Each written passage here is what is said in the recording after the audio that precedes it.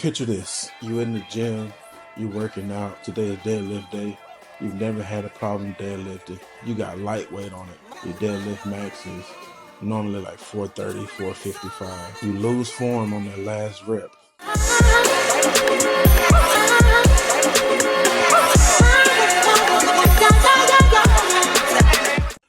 Are you tired of choosing between your health or your business? Tired of missing out on time with your kids, family, being able to do the things that you want to do? This podcast is for you. Beyond the service, let's get into it. So for me, I'm a barber. Been cutting hair now for 9 years. 9 years licensed. I got 3 younger brothers, so I've been cutting them forever. But before barber school, I went to audio engineering school, and then I did film school as well. So just well-rounded, like I said, barber, entrepreneur, creative. I've done a lot of things and tried to make a way out, I guess, if you will. And my original goal when I got into barbering was to allow this to be like my 9 to 5, and with this income that I make here, be able to do some of my passion projects like shoot movies, things like that. That didn't work out. As some of you know, if you are a barber or any type of service professional, hairstylist, it don't matter if you're a landscaper or whatever, you can get caught up in the being booked and trying to be booked and trying to always have new people coming in. And again, when it's your only source of income, sometimes when it's the only source of income in the house, you can get a little lost and to get a little away from the goal, if you will, away from what the vision was. Might be unpopular, but something I learned, something that I feel like I knew, but I feel like more recently I definitely resonate with it a little more. But something a mentor told me when I read his book. In his book, it says, if you have a service-based business, basically service-based meaning you're trading your time for the money. You don't own a business, you own a job. And again, a lot of barbers think that, barbering is a business and that, it's cool to be, like I said, 100. You can, obviously you can get 6 figures as a barber for sure. But if you are not behind this chair, if you are not cutting heads, you are not making money. So what do you do in those times? Like, picture this. You in the gym, you working out, you trying to get fit, you trying to get your life together, right? You deadlifting. Today is deadlift day. You've never had a problem deadlifting. Your deadlift max is normally like 430, 455. You got lightweight on it, 230 pounds on the weight. You lose form on that last rep, and your right leg completely goes numb. Feel like it's not even there anymore. Feel like it's not attached to your body, and all you can do is drop the weight. Well, that's where I was at like 90 days ago, and it just really brought everything into perspective because again, this happened to me. I'm in the gym. This happens. I drop the weight again. I can't feel my right leg for the better part of maybe a minute. Feels like 20, for real. But on the floor, can't get up, can't sit up straight. I'm laying down, like literally on the floor, 20 minutes, having to be carried out of the gym by my trainer and the guy that owns the gym. Luckily, I'm at the gym and it's people there strong enough to even carry me and help me to the car. But I'm in the gym, get carried to the car, barely can get in the car, finally get in the car, go to the ER that's right down the street. Get to the ER, they have to bring a wheelchair out. Other guys or whatever, orderlies or nurses, whatever the case, to help me into the wheelchair and to get into the hospital. in tears because honestly, every movement, sitting down, standing up, everything hurts. Feels like something broke. I'm like, I know something's broke. It's no way nothing is broke right now. But yeah, we'll get scans done, give me a whole cocktail of prescriptions and whatever. Um, about 2 hours later, we leave or whatever. I said all that to say the like yeah, I'm in the hospital bed, and I'm thinking about what's actually going on right now, me being injured and all of that. But also, what I'm thinking about right now is like, man, I got appointments today. I got to text these people, let them know that obviously I'm not gonna come in today. See how this feel. Basically, deciding if I'm gonna tell them to give me a week or just a couple days, because I'm like, well, shit, I can't not go back to work. I can't, I still got bills to do. I still got booth rent and suite rent to pay. I still got, what I'm saying, all of this. I don't want these people to go, no, to go to another barber or whatever. So I text my clients.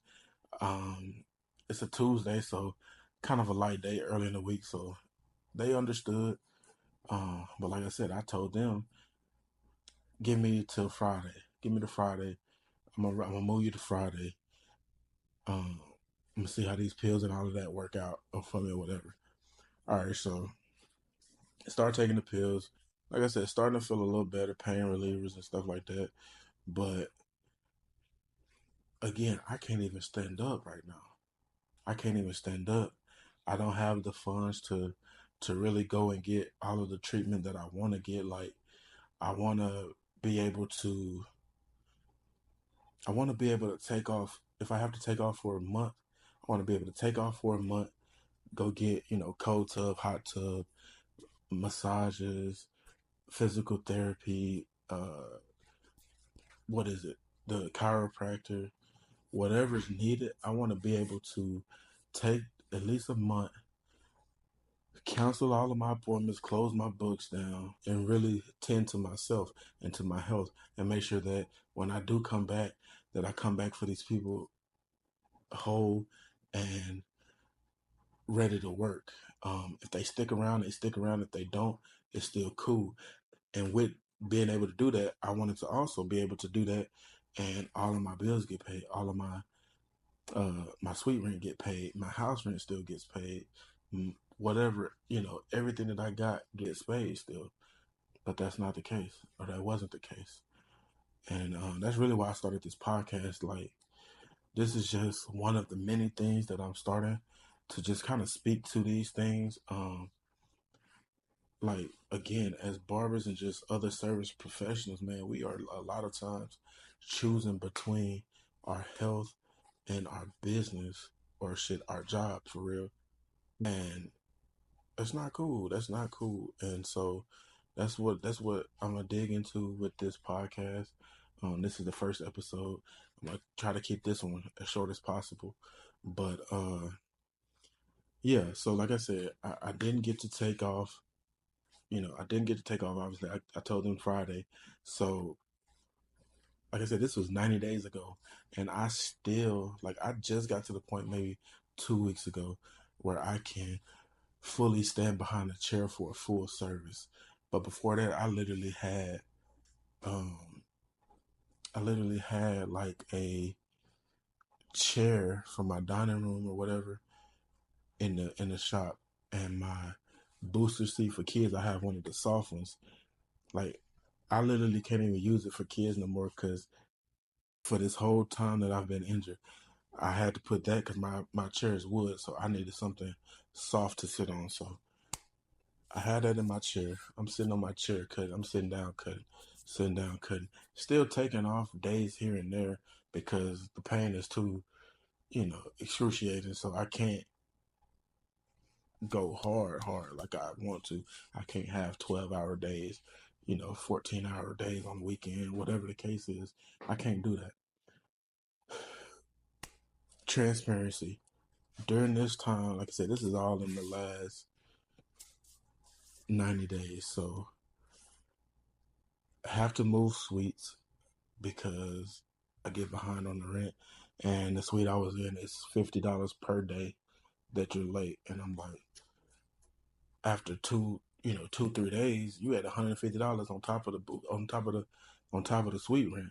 There's no way I'm about to pay that, bro. Like, so I moved suites, car get repossessed. If my phone wasn't under my mom's account still, shit, that probably would be off because, I wasn't able to send her my payment for a couple months.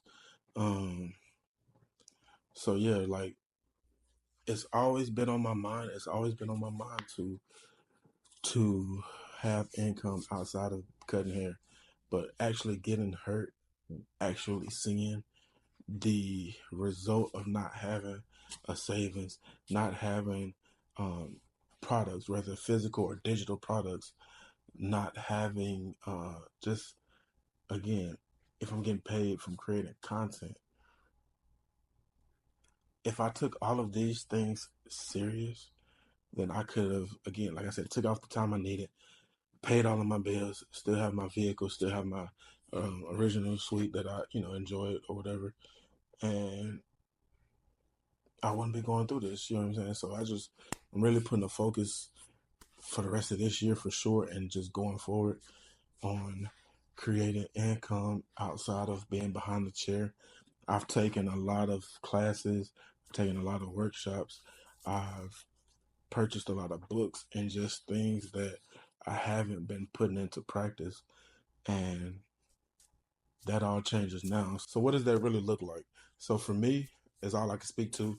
Hopefully the plan is to be able to coach other barbers and service providers in this industry on ways to do what I'm doing. But again, what that looks like for me is first creating physical products as well as digital products. If that looks like creating beard oils, beard balms, if that looks like getting some products wholesale from somebody that makes products and retail selling those. Um, Another physical product, like something that I've already did that I'm on now, is I actually wrote a devotional. It's the Faith, Focus, and Fortune devotional. I'll leave a link in the description for this. But it's a 31-day devotional for entrepreneurs. It has basically a quote from a book I read, a scripture that goes with that, um, a couple paragraphs on that, and then some journal prompts. Also, that may look like just creating affiliate links. I also have affiliate links in the description as well, just on things that I use on Amazon and products, clippers, camera equipment, audio equipment, whatever that I use to create these videos. All of that stuff is in the description. Um, that may look like digital products. So I have a few ebooks that I'm working on that will be released soon. Um, just different things like that. Just different things that, again, content creation. I'm definitely trying to get this YouTube channel to 1,000 subs and monetize. So if you're not already, subscribe. But yeah, that looks like getting my content monetized, creating more reels and shorts, and just taking social media serious and getting paid, from all avenues. If it's Instagram, Facebook, like I said, YouTube, whatever. Just getting paid in all avenues. Definitely plan on doing some freelance video work, audio work. I've actually shot a couple podcasts for other people, and I'm editing those now. So, like I said, it's grind time. It's go time. As far as from this podcast, what you can expect, first off, weekly episodes. It's going to be great episodes. There will be some guest episodes. There'll be some solo episodes. There'll be like behind the scene truths. We'll do like some strategy stuff, and we'll, break down like how to create an ebook and how to, use AI and benefit from AI and different things like that. So again, just stay tuned, stay locked in. It's going to be a good time. This is just the first episode, first of many. Tell me some things that you may want to hear on this podcast. Some topics or whatever. If you've had a similar experience, you can comment that as well.